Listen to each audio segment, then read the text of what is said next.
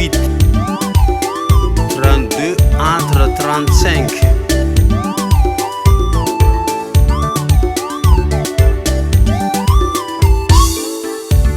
Rifanjakana moniny tany mira hoan'Andriamanitra, mankalaza ny tompo dia ilay mitaingina ny lanitra izay hatry ny vahaola.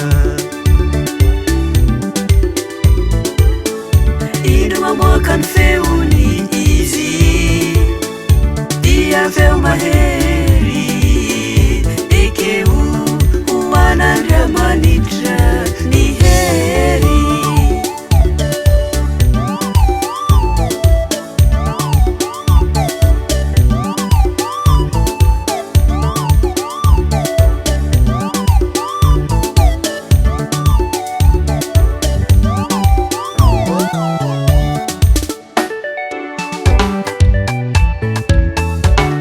Mamoaka ny feony izy dia feo mahery, ekeo hoan'Andriamanitra ny hery.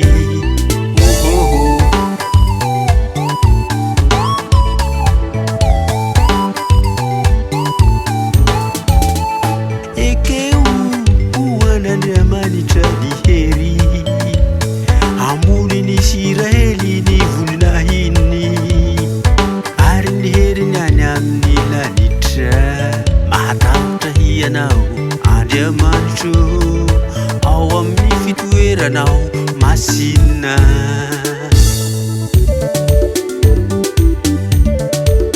Hallelujah, hallelujah, hallelujah, hallelujah, hallelujah, hallelujah, hallelujah, hallelujah, oh hallelujah.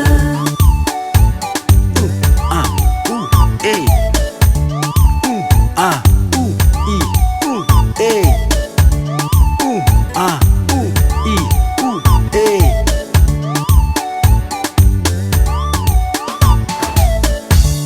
Andriamanitry ny Israely no manome hery sy tanjaka ho an'ny olona, isaorana ny Andriamanitra, Andriamanitry Israely izay any an-danitra.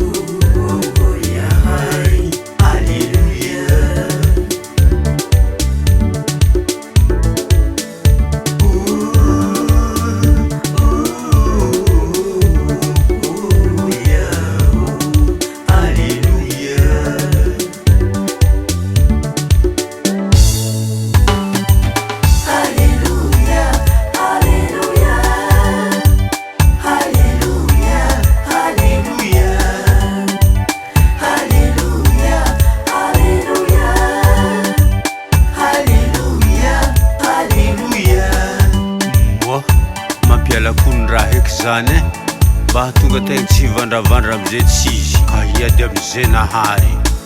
Isaorana ny Andriamanitry Israely fa izy no manome hery sy tanjaka ho an'ny